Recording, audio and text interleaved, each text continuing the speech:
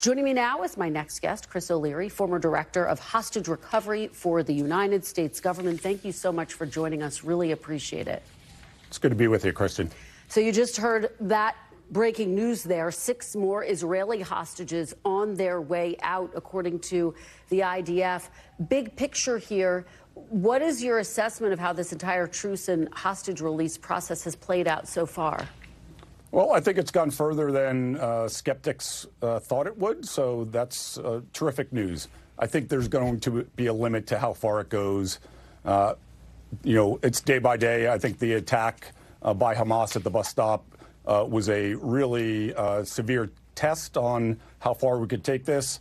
I do think the pressure that Secretary Blinken and Director Burns are putting on Israel and also the partnership with the Qataris is what's keeping this going. But Hamas, being one of the principals in this negotiation, is a terrorist organization, unpredictable, unreliable, and they unfortunately hold all the power and leverage.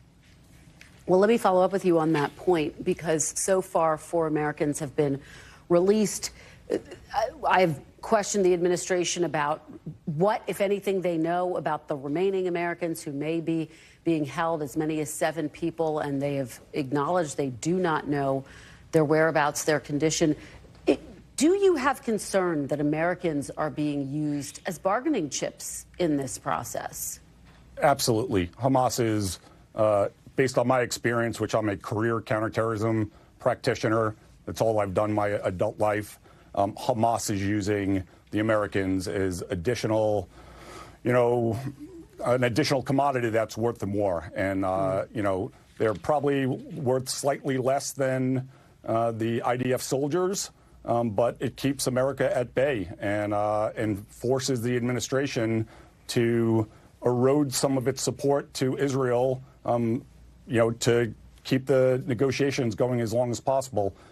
I do not think it's realistic to think that Hamas will keep the negotiations going to let all of the hostages out. That's just not pragmatic on their side. It's not traditionally what they've done. Israel has to have parallel lines of effort to continue the negotiations, but also plan for different tactics to move forward and dismantle Hamas, but also build towards rescuing the hostages. Those things are compatible with each other. Let me follow up with you on that, because if this ceasefire were to end, we don't know if it will, but this current pause in the fighting, I should say, what, if any, process would restart those negotiations? And again, they focus so much on women and children and seniors. The men that are being held, what, if you are their families, how much hope do you have that they will be released as a part of some future negotiation? So I think, to manage expectations, but also give the families hope. Hamas is treating these hostages, all of them, as currency. They will traditionally keep them in good health, relatively speaking, so they can trade them at market later on. So they will try to safeguard them. They are worth something. Listen, ultimately, Hamas wants to survive this, and they want 7,000 Palestinian prisoners released from Israeli jails. They will grow in stature, popularity. That's why the concern about the West Bank should be real. Hamas has already been the broker for the release of all the Palestinian prisoners that are now reoccupying the West Bank. They are growing in popularity in the West Bank. All right. Well, Chris O'Leary, thank you so much for joining us on another very big news day out of the Middle East. We really appreciate it. Thanks for watching. Stay updated about breaking news and top stories on the NBC News app, or follow us on social media.